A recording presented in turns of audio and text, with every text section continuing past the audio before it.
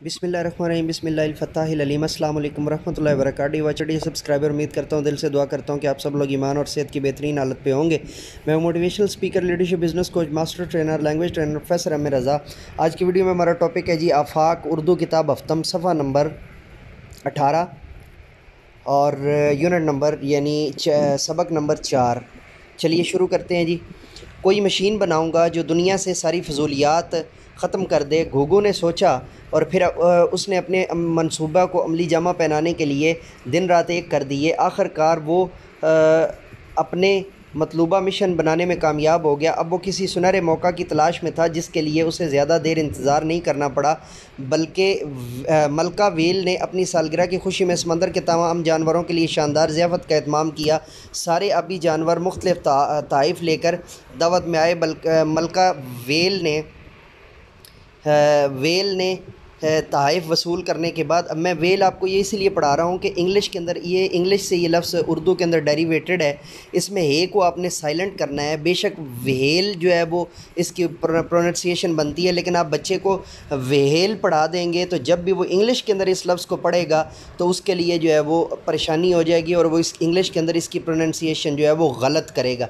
और जब इंग्लिश के अंदर प्रोनाउंसिएशन गलत करेगा तो उसके टीचर की तरफ से या उसकी टीचर की तरफ से जो है ना वो जो सबसे ज़्यादा प्रॉब्लम क्रिएट होगा वो बुनियादी तौर पे ये होगा कि बेस जो वर्ड है वो उर्दू से आया हुआ है और उर्दू के अंदर हे मौजूद था, लेकिन हे को साइलेंट करना था। जैसे हम एच जो है वो व्हीकल के अंदर या वेल के अंदर जब हम उसको इंग्लिश में पढ़ते हैं तो वेल के अंदर जो एच होता है वो साइलेंट हो जाता है, और उर्दू के अंदर हमने जो है ना इसको वेल किया हुआ है, तो ये एच ये जो है यहाँ पे ये आपने साइलेंट करके पढ़ना है। वेल मछली। मलका वेल ने तहाइफ वसूल करने के बाद जब तमाम जानवरों का शुक्रिया अदा करना, और आप बच्चों को ये बता सकते हैं, और ये बात करने से पहले आप बेशक अपने कोऑर्डिनेटर को भी पहले अपने एतमाद में ले लें, ताकि जो है ना या असिस्टेंट प्रिंसिपल को या डायरेक्ट प्रिंसिपल साहब के पास चले जाएँ कि मैंने ये बच्चों को ऐसे करवाना है, ताकि इंग्लिश टीचर के लिए कोई प्रॉब्लम क्रिएट ना हो और बच्चों के पास जो है ना वो यकसान नॉलेज जो है ना वो जाए। तो इंशाल्लाह अज़ीज़ वो आपको सराहेंगे इस बात के ऊपर ना। मलका वेल ने तहाइफ वसूल करने के बाद जब तमाम जानवरों का शुक्रिया अदा करना चाहा तो मशीन ने सारे कलमात छीन लिए। इसकी बदौलत एक तरफ तो मलका वेल जानवरों का शुक्रिया अदा करने से कसर रही, तो दूसरी जानब तमाम जानवर भी इस बात पर बहुत मुताज्जब हुए, यानी उन्हें ताज्जुब लगा, क्योंकि मलका वेल की खुश अखलाक़ी ज़रबुल मसल थी, यानी एक मिसाल थी। यानी उसको जब लोग जो है बाकायदा कहा करते थे कि जी ये उसकी इम्पोर्टेंट जो है वो खूबी है या बहुत अहम खूबी है। इम्पोर्टेंट उर्दू में माना क्या होगा? अहम। दावत के इख्तिताम पर जब तमाम समंदरी जानवर मलका वेल का शुक्रिया अदा करने और घर जाने की इजाज़त तलब करने आए तो मशीन ने उनके भी सारे कलमात छीन लिए। बेचारे जानवर शुक्रिया और अल्लाह हाफ़िज़ जैसे कलमात कहे बग़ैर शर्मसार से अपने घरों को लौट गए। ठीक है जी। अब तक जो है ना यहाँ पे आपको पिक्चर के अंदर जो है ना ये मशीन नज़र आ रही है, और इस मशीन को आप अपनी लेक्चरिंग स्टोरी के तौर पे जो है ना वो बयान कर सकते हैं, ताकि इसके अंदर जो है ना वो तफसीली आपको बच्चों को थोड़ा सा गाइड कर सकें। लेकिन 7th क्लास के बच्चे हैं, आप इसके अलावा भी अगर लेक्चरिंग स्टोरी कर लें तो अपने जो है ना वो लेक्चर को इंटरेस्टिंग करने के लिए वो खूबसूरत हो जाएगा। इसके बाद तो समंदर की फ़िज़ा अजीब सी हो गई है। इसके बाद तो समंदर की फ़िज़ा अजीब सी हो गई। तमाम आबी जानवर जो है या तो हर वक्त गुस्से से भरे रहते या फिर बाम लड़ते झगड़ते रहते थे। कोई किसी का चेहरा देखने का रवादार ना था। यहाँ पे जी कंपोजिंग मिस्टेक है, बेसिकली चेहरा देखने को रवादार ना था, होना चाहिए था।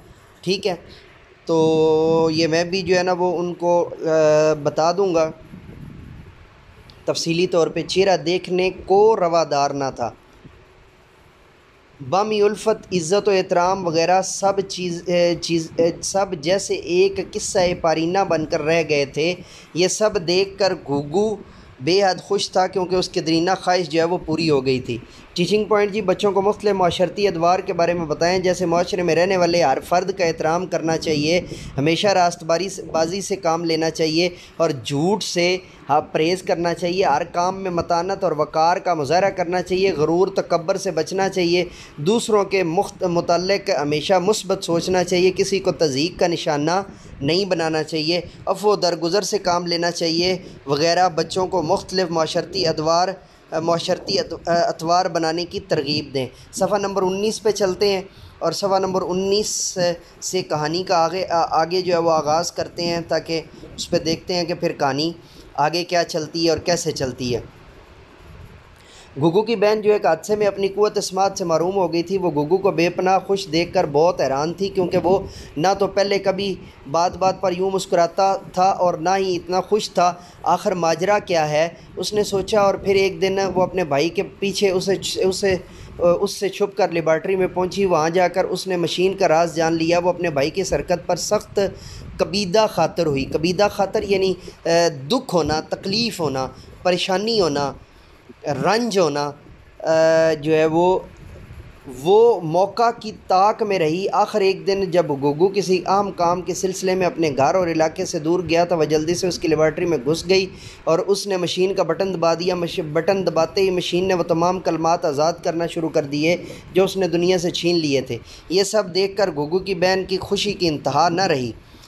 پڑھنے کے دوران میں اس کہانی سے ہمیں کیا سبق ملتا ہے؟ جو نے اپنے بھائی گوگو سے کیا کہا، یہ جو اس کی بیسیکلی وہ جو آگے چل کے ہم اس کو دیکھتے ہیں کہ جو کا کریکٹر جو ہے وہ بنیادی طور پہ تو اس کی بہن کا نام ہی ہونا چاہیے۔ خوشی کی انتہا نہ رہی۔ ارے یہ کیسے ممکن ہے؟ گوگو جو راستے میں ادھر ادھر سمندری جانوروں کو آپس میں لڑتا جھگڑتا اور برا بھلا کہتے ہوئے دیکھ رہا تھا، اچانک کچھ جانوروں کو ایک دوسرے سے گلے ملتے اور انہیں السلام علیکم کہتے دیکھ کر شدید حیران ہو کر بولا۔ وہ پھر واپس اپنی لیبارٹری کی طرف بھاگا۔ راستے میں اچانک اس پر ایک شارک حملہ آور ہوئی۔ وہ مشکل اپنی جان بچانے میں کامیاب ہوا، مگر اس حملے میں وہ اتنی بری طرح زخمی ہو گیا کہ تھوڑی دور جا کر وہ اپنے ہوش و حواس کھو کر گر پڑا۔ جب وہ ہوش و حواس کی دنیا میں واپس آیا تو اس نے خود کو اسپتال میں پٹیوں میں جکڑا ہوا پایا۔ اس نے قریب ہی اپنے والدین کو کھڑے دیکھا جو کچھ جانوروں کا شکریہ ادا کر رہے تھے۔ ان جانوروں نے نہ صرف گگو کو بروقت اسپتال پہنچایا تھا بلکہ اسے خون دے کر اس کی جان پہنچائی تھی۔ یہ جملہ سارا آپ نے انڈر لائن کروانا ہے بچوں کو، اور اس کے اوپر آپ نے بعد میں ان سے ڈسکس کرنا ہے کہ بیٹا عام زندگی کے اندر بھی جو ہے نا وہ خون دینا کتنا جو ہے نا وہ فروٹفل ہوتا ہے۔ یہ بات ذہن میں رکھیے گا۔ 7th کلاس کے بچے ہیں، آپ نے ان کی بیس بنانی ہے معاشرتی اطوار کے اوپر۔ پتہ ہے ہم پیچھے مقصد اس کا پڑھ کے آئیں۔ یہ سب دیکھ کر گگو کی آنکھوں میں آنسو آ گئے۔ وہ اپنے کیے پر بہت پشیمان تھا۔ اس کی بہن جو اس کے بستر کے پاس ہی بیٹھی تھی اسے یوں روتے ہوئے اور نادم دیکھ کر کہنے لگی، بھائی ہماری تخلیق کا مقصد باہم لڑائی جھگڑا کرنا، ہر وقت ایک دوسرے کو ذک پہنچانے کی تگ و دو میں لگے رہنا، تمام اخلاقیات کو بالائے طاق رکھ دینا نہیں بلکہ باہم پیار و محبت کو فروغ دینا ہے، ایک دوسرے کی مدد کرنے کے لیے ہمیشہ ہمہ وقت تیار رہنا، اور ہر وہ چھوٹے سے چھوٹا اور بڑے سے بڑا کام سر انجام دینا ہے جس سے ہمارا معاشرہ زمین پر جنت کا نمونہ پیش کرے۔ آج اگر آپ زندہ ہیں تو یہ انہی لوگوں کی کوششوں کا ثمر ہے جن کے درمیان نفرت پیدا کرنے کے لیے آپ نے کوئی کسر اٹھا نہ رکھی۔ اب ان سب کا شکریہ ادا کرنا تو بنتا ہے نا۔ گگو نے تائید میں سر ہلایا اور پھر سب کی جانب دیکھتے ہوئے بھیگی ہوئی روحانسی آواز میں بولا، میں اپنے کیے پر آپ سے معافی کا طلبگار ہوں۔ آپ لوگوں نے جس طرح سے میری مدد کی ہے اس کے لیے میں آپ سب کا بے حد مشکور ہوں۔ اس سب نے اللہ ظرفی کا مظاہرہ کرتے ہوئے کھلے دل سے گوگو کو معاف کر دیا اور یوں سمندر میں زندگی پھر سے پہلے کی طرح رواں دواں ہو گئی۔ پھر ٹیچنگ پوائنٹ آ گیا جی، صفحہ نمبر 19 پہ معلمانہ نکتہ وہ پڑھ لیتے ہیں جلدی سے۔ سبق پڑھاتے ہوئے پڑھنے کے دوران میں کے تحت دیے ہوئے سوالات بچوں سے پوچھیں تاکہ سبق سے متعلق ان کے فہم کا جائزہ لیا جا سکے۔ آئیں مزید جانیں میں دی ہوئی انسانی معلومات بھی موقع محل کی مناسبت سے بچوں کو دی جائیں۔